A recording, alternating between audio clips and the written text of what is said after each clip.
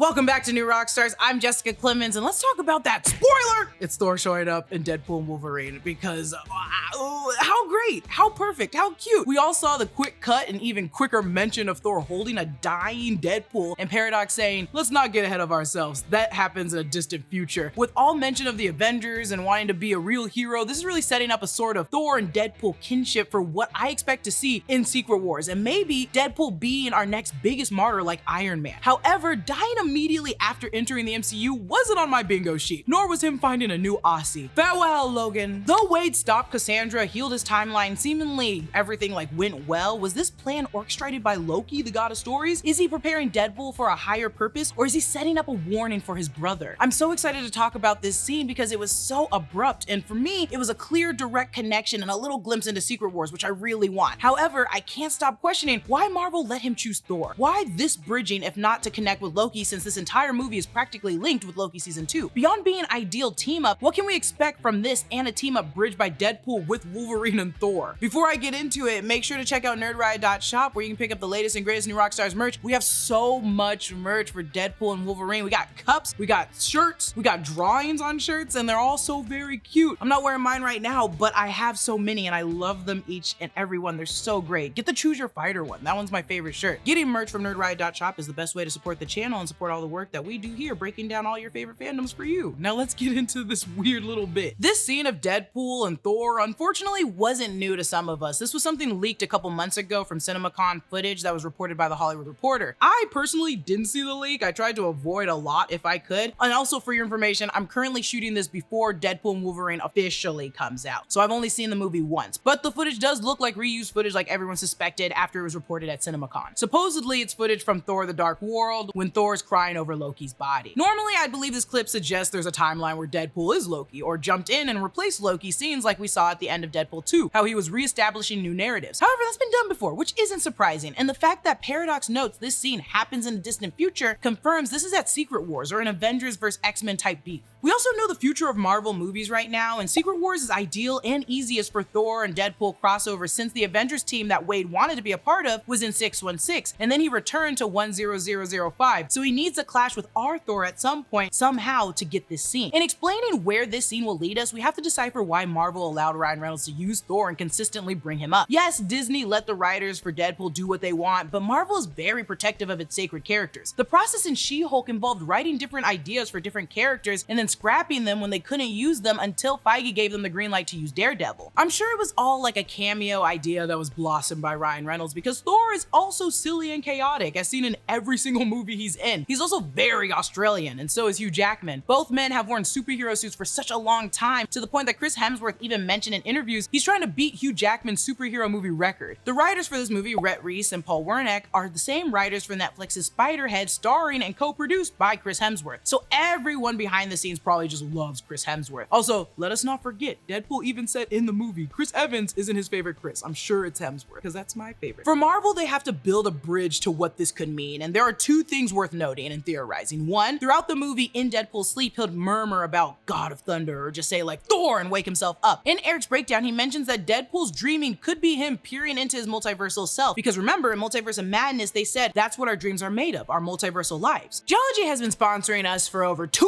years, which is crazy because that means I've been a daily Geology user for 2 years now. When we first started, I thought, sure, I'll take some free face wash and shampoo from work, why not? But then I started noticing smoother, more hydrated skin, fewer blemishes, and less oiliness, and I have a very oily face. Do you have any idea how much footage of myself I need to watch at this job? I notice things. And now over 3,000 of our viewers have also made Geology part of their daily routine, which makes sense since it's super easy to do. Just click the link in the description below, take a quick 30-second quiz, and Geology will figure out your routine for you. Right now, Geology is giving our audience a $50 1-month skincare sample set for free. All you've got to do is pay for shipping, and if you decide to add anything on, you'll get 50% off that add-on. So what are you waiting for? Use code NEWROCKSTARS100 and grab 100% off your personalized skincare trial set plus an additional 50% off on add-ons. Just click the link in the description or go to geolog.ie/rockstars100 to get started. 2. 2, Deadpool mentions wanting to be an Avenger or just something higher or better. His mission is saving his universe for the 9 people in his life that matter the most, and was willing to sacrifice everything for them, just like Loki did in season 2. And Loki, now the god of stories, monitors all timelines, but also has the ability to perceive and manipulate them to some degree. Though Paradox saw Deadpool as useless, Loki could see himself in Deadpool with great potential. These visions from the multiversal self in his dreams could be warnings. A common thread is still near and dangerous to all timelines. The damage Kang had already created, along with the number of incursions destined to happen, may not be stoppable by Loki. As a man who saw firsthand how bad it was to intervene in Loki season 2, he understands and respects he can't get involved. Similar to the Watcher, Loki may even see the destruction coming and use Deadpool as a messenger or a right-hand man like the Watcher does with Captain Carter and What If. With Deadpool now connected to the TVA, I believe this won't be the only time they call upon him for help. Once he learns of the TVA's backstory, he'll try to convince Loki at the end of time to help and intervene, who will reject his proposal and just send him back. When the end is inevitable and we're in Secret Wars, Deadpool will speak with Thor and mention meeting his brother, and they'll bond over that. We don't know when or how Thor can see his brother again, maybe not even until they both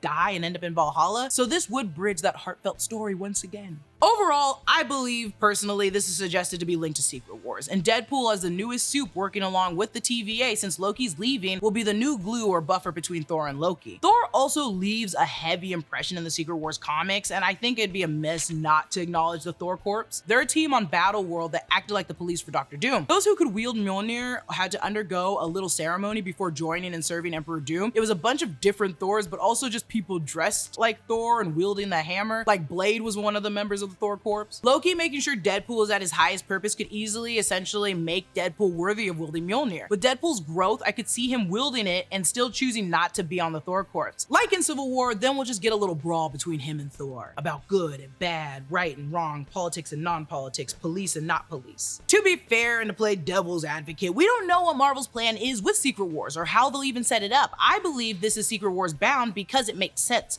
but there's a world now that Deadpool has access to the TVA, so he can jump into the 616 timeline justly overseen by B-15. In doing so, he can immediately challenge the Avengers like an idiot, like he would do, or we can start the X-Men vs Avengers beef right there. I also like that this whole Thor bit came in as a bit in the actual movie rather than a mid or post-credit scene, which is very telling. When we usually get stingers, it's to hint at a future conflict, showcase a new character, or hint at a possible crossover. However, they just left this as a bit. He also poked fun at Captain America, Iron Man, and casually Spider-Man and Doctor Strange. So Marvel is ready to allow Deadpool in the group of sacred characters, and maybe this scene is his big sacrifice like Iron Man. As I said earlier, killing Deadpool as we see in this scene so early into the MCU introduction feels backwards. However, he did survive the ending of his movie, and it means that he was absolutely supposed to die in. So maybe he's not dying in Thor's arms, he's just tore up from the flora. Another thing worth flagging is in the mini montages of the TVA screens, we saw Captain America, the Battle of New York, Steve with Mjolnir, and even a little glimpse of T'Challa. Then all of a sudden we see Thor cradling Deadpool. This isn't just a slideshow of random moments, these are very big superhero moments. So that classifies Thor and Deadpool's cradling moment among the other iconic montages as an incredible hero moment stamped in time. So though I've theorized a million things here, this moment is important in the future and it'll probably be a staple in MCU history. Go ahead and comment down below with your thoughts on what you think Thor's reveal and what it means for the MCU, if it's Secret Wars, Avengers vs X-Men, or just a gosh darn bit. Follow me at Lulu_Clemons, subscribe to all 3 channels in the new Rockstars network for breakdowns and news coverage of everything you love. Thanks for watching, I'll see you guys later.